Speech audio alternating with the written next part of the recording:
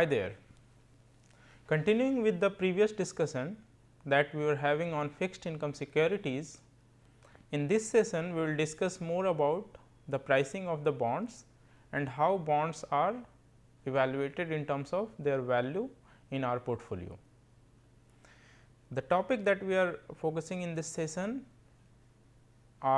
is the pricing of the bond, basically based on the argument that we have built earlier when we discussed about the present value discounting method, where we try to understand how the present value of future cash flows can be determined with the help of a discounting factor or a rate which is used for discounting future values,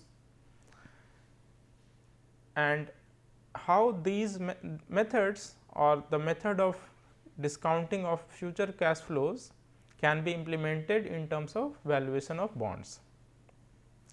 The idea of understanding the valuation of bonds is to make sure that when you try to diversify your investment portfolios and include fixed income securities, particularly bonds in your portfolio, so that you can earn a decent amount of return or a fixed return from your investment without compromising much on the risk.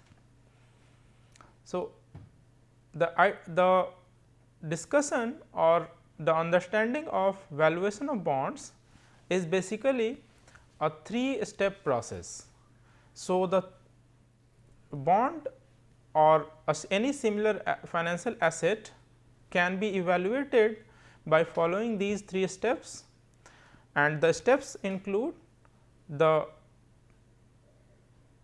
calculation of cash flows associated with the bond or the instrument that you are holding, basically cash flows coming to the bond holder that he or she is expecting in terms of cash flows coming from the lender and expected to get over the holding period.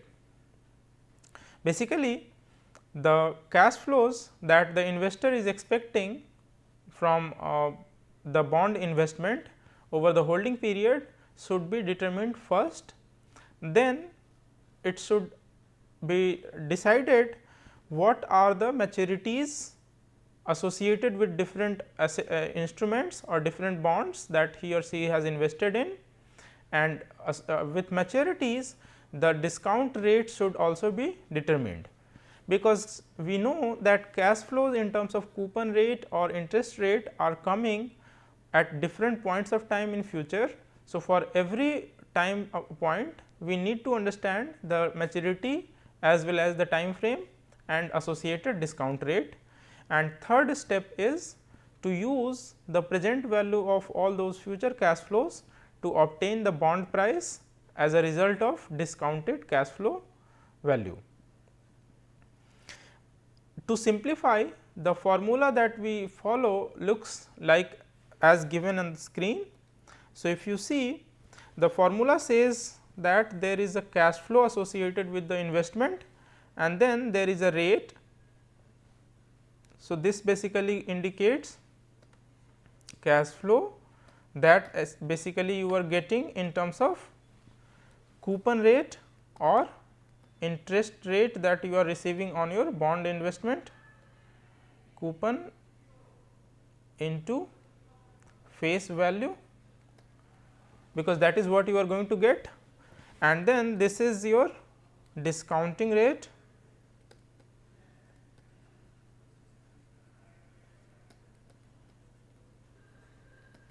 when you try to use discounting rate for multiple periods or multiple time points, you get something known as discount factor.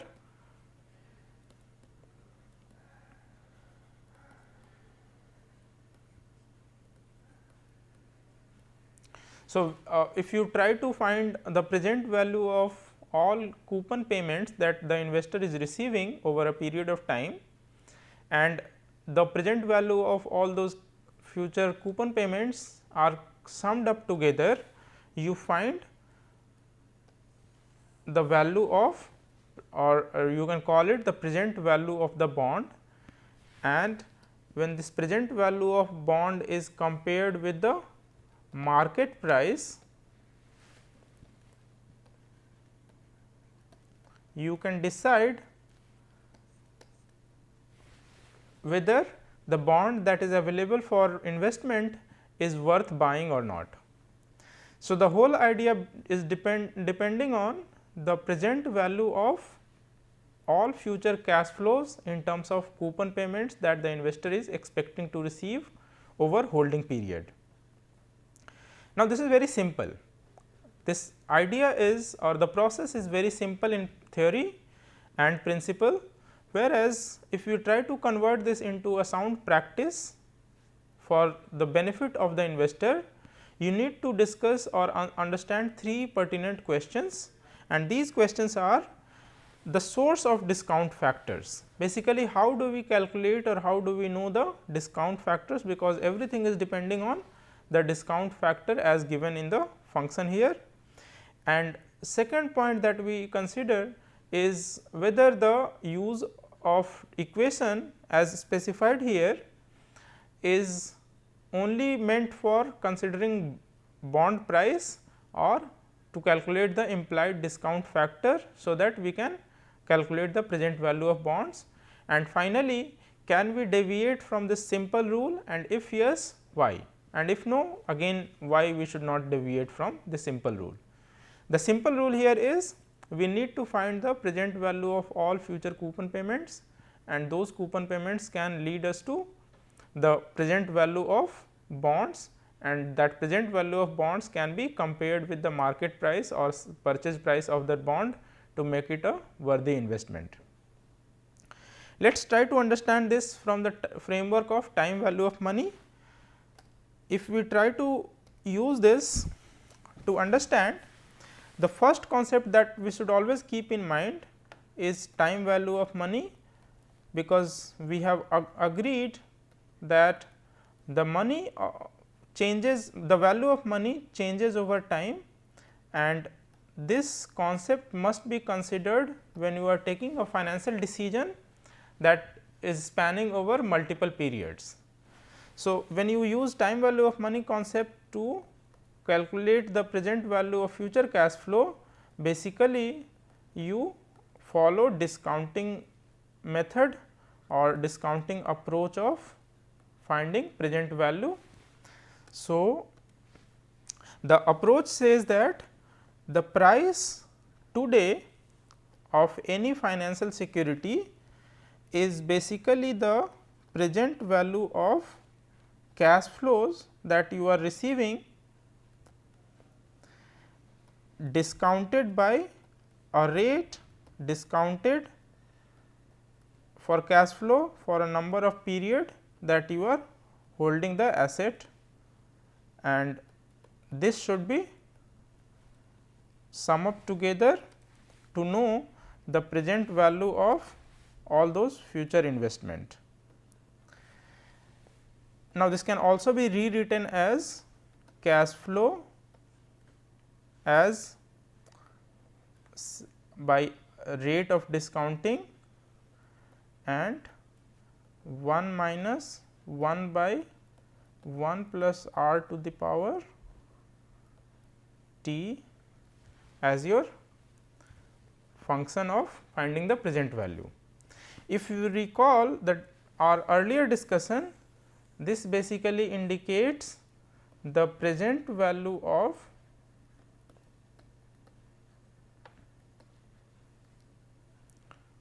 annuity cash flow with the assumption that CF1 is equal to CF2 is equal to CF3 and so on. So, all CFs are basically constant, and you can find the present value of any cash flows associated with an investment, and you can sum it up to know the price today.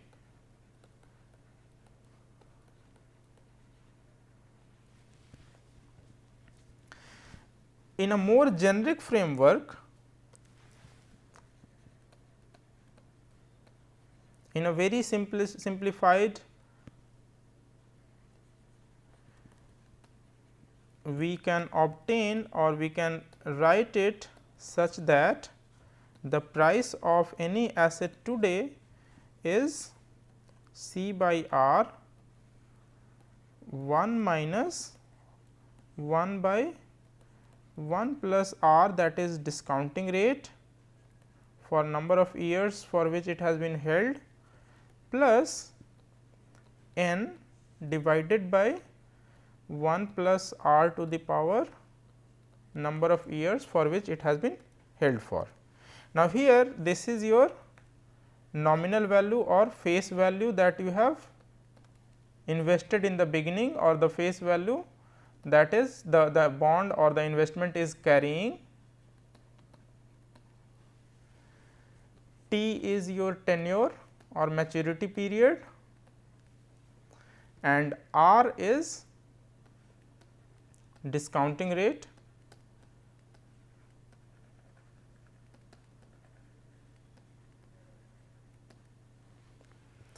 C of course is your coupon or interest that you are receiving.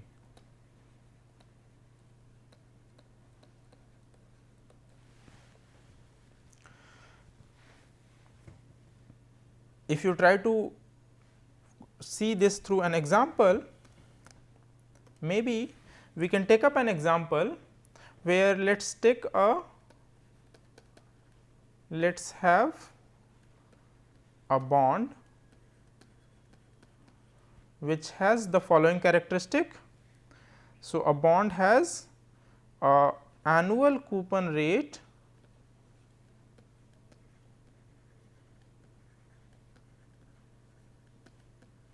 as 5%, maturity is given for this particular bond in example is 10 years, and face value or nominal value is let us say 1000 rupees. If you remember, we showed in previous session the example of a bond where I showed you a bond certificate that carries all these characteristics. The face value was 1000 rupees, maturity was in that case 10 years, and coupon rate was in that example 7.14%. Here we have 5% for example, and along with this we also carries all discounting rate for different maturity being 6%. So, if we follow this particular case or this particular example, remember the timeline approach we discussed earlier. So, we have a timeline that is T0, T1, T2 and so on till T10, which is basically number of years of maturity, and then you have cash flow coming in every period. Here you get cash flow as well as the nominal or face value.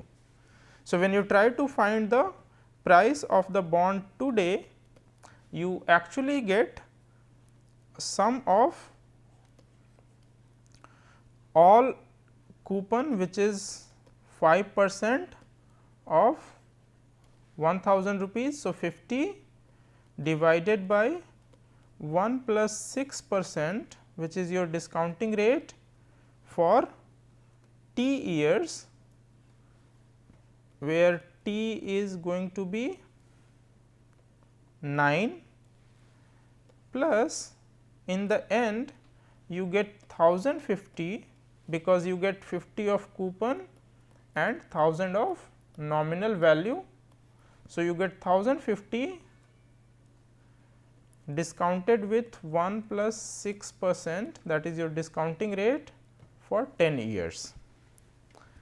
If you follow this approach, you can plug in the formula given here. If you follow this approach, you can use the same thing. In alternate case, we can keep this for 10 years and we can reduce the amount to 1000 rupees here. So, this function gives you a value of, if you try to calculate the value of this particular function or this particular value of cash flows, you try to get 926.39.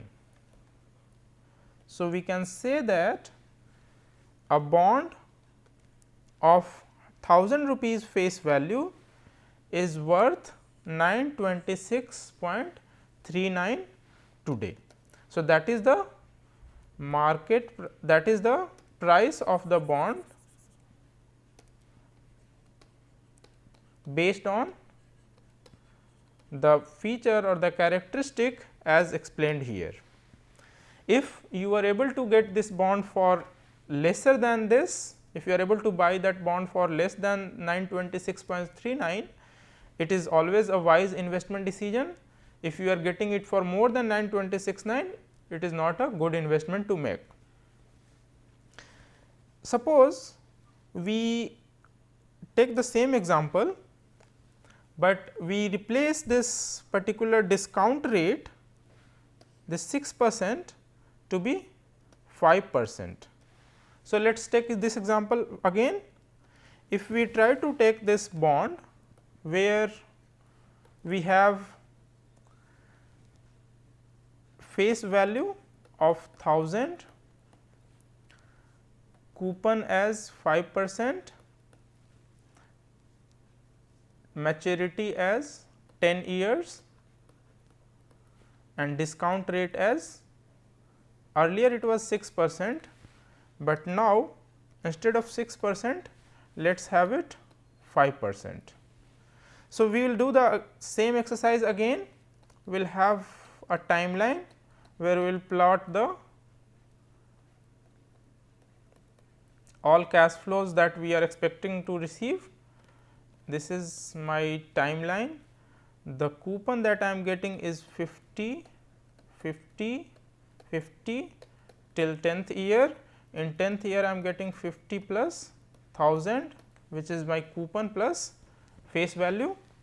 And if we try to find the price today, we can simply use either of the formula discussed earlier, where 50 divided by 5% and 1 minus 1 by 1 plus 5% for 10 years plus 1000 rupee of this particular money coming back discounted for 1 plus 5% for 10 years.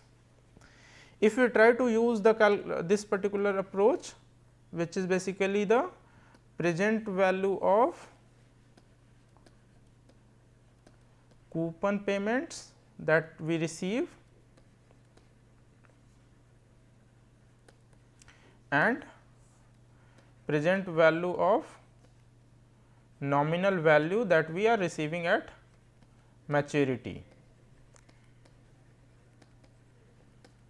So, if we use this particular approach, what we are going to get is 1000 rupees, and this gives us a remark or the rule that if discounting rate, which is basically the rate at which you discount the future cash flows, discounting rate R equals to coupon rate, which is basically the rate at which interest are paid, the bond value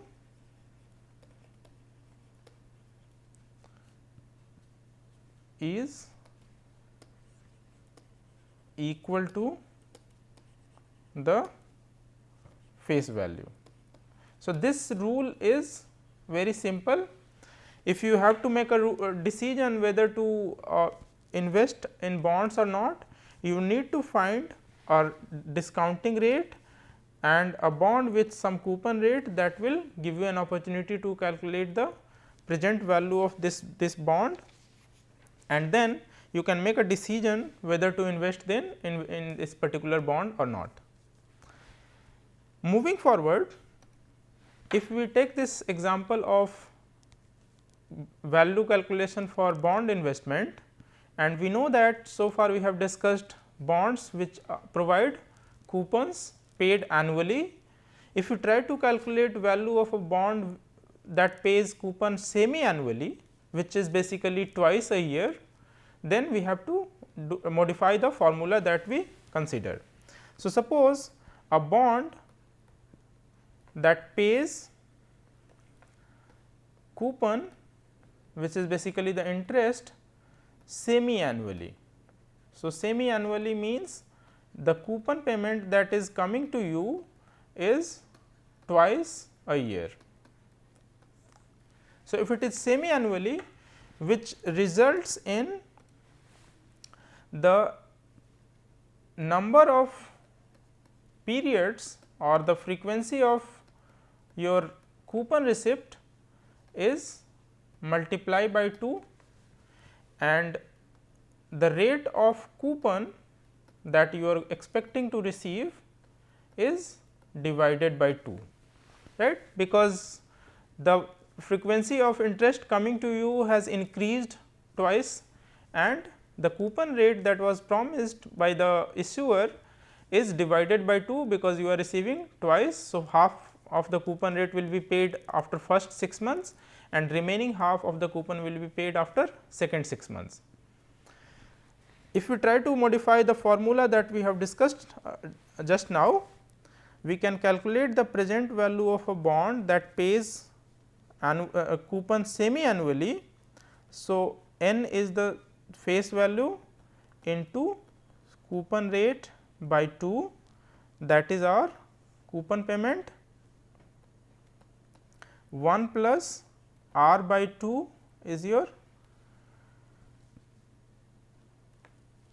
rate of discounting, and t is your time period that you have considered, and n is your final payment that you can discount with 1 by 1 plus r by 2 the power 2 t, where this should be summed, t is going to be 1 and this is 2 t, because this t is number of years for which you have held this particular bond, and it can be simplified into a formula which goes like this, where you have face value into coupon payment divided by r into 1 minus 1 by 1 plus r by 2 into 2 t, which is basically twice that frequency, plus face value divided by 1 plus r by 2 and 2 t. So, this is your present value of all coupon payments, present value of all coupon payments that you are expecting to receive, and this is present value of payment received at maturity. So, this is how you can calculate the present value of bonds which are paying you coupons twice every year. A related concept is known as yield to maturity, or also known as YTM. Basically, this is yield to maturity.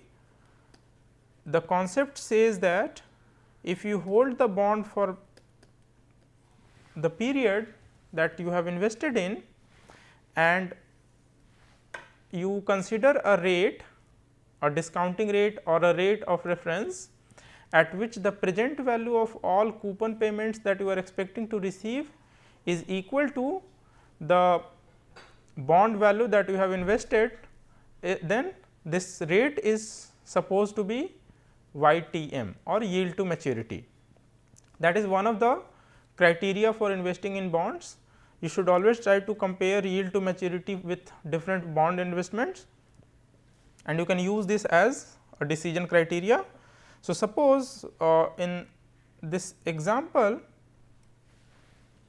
if I have a bond which gives me a coupon of 8% and maturity is 2 years, where face value or nominal value is 1000 rupee, the yield which is paid as let us say semi annually and sells for 123,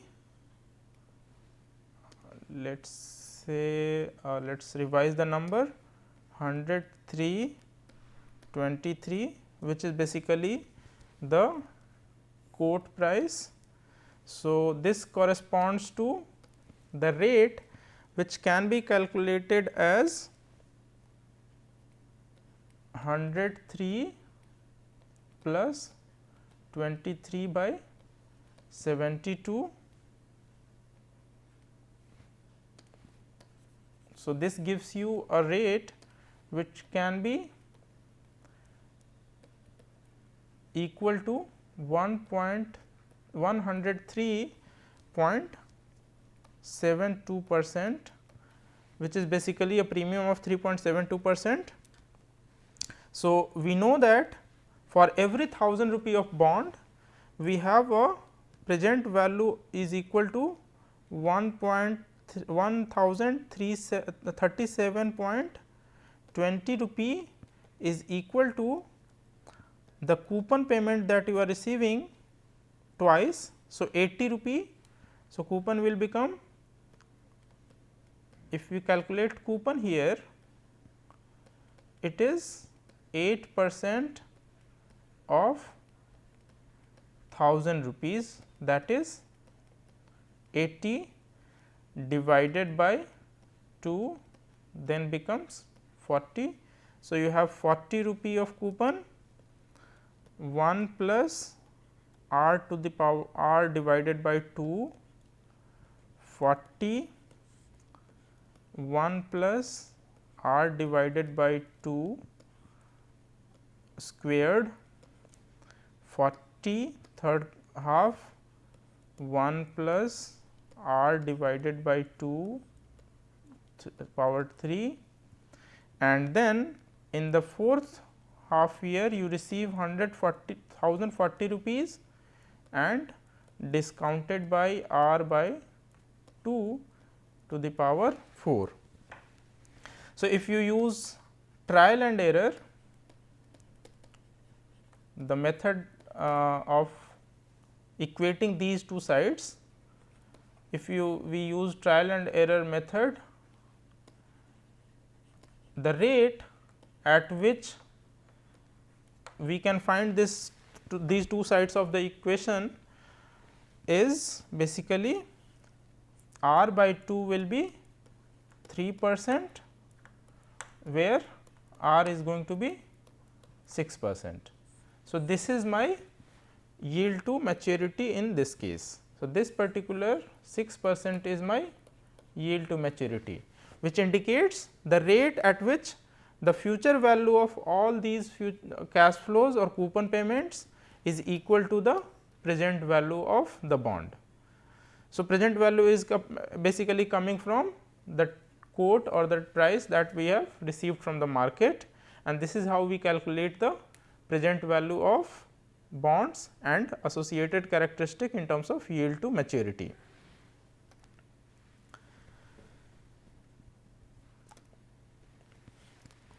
Another example of this particular sequence of discussion on bonds and associated characteristics such as yield is given in terms of yield, that is an important input for decision making, we have already discussed.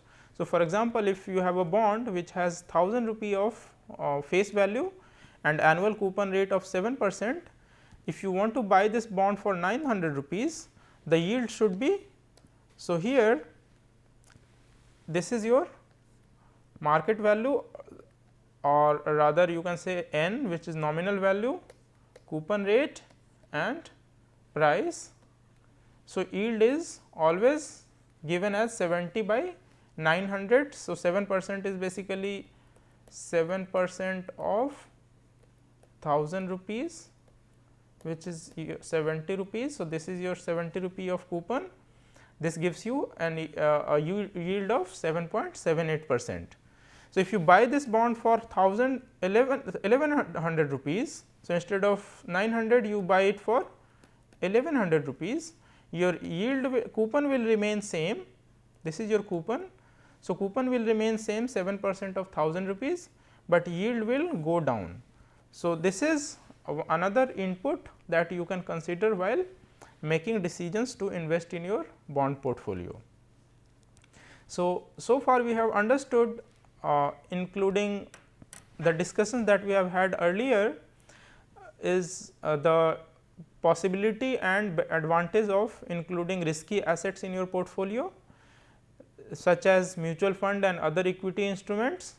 We have also discussed how to find the value of bonds to be included in your portfolio and the advantage of including bonds and other money market instruments such as treasury bills, commercial papers and certificate of deposits as risk, lower risk and assured return instrument.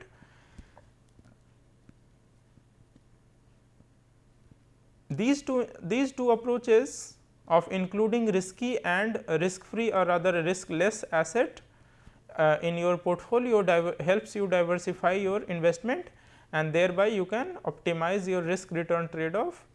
Subsequently, you can earn higher rate of return for a given level of risk.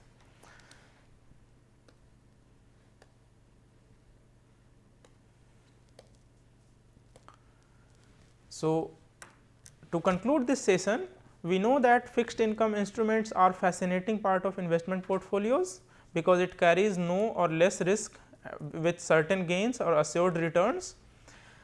It is fairly quantitative, but to keep it simple, we have discussed some major concepts or ideas associated with fixed income securities, such as the characteristics and valuation of different fixed income securities such as bonds, treasury bills, commercial papers and certificate of deposits, which are available for investment by individual investors as well.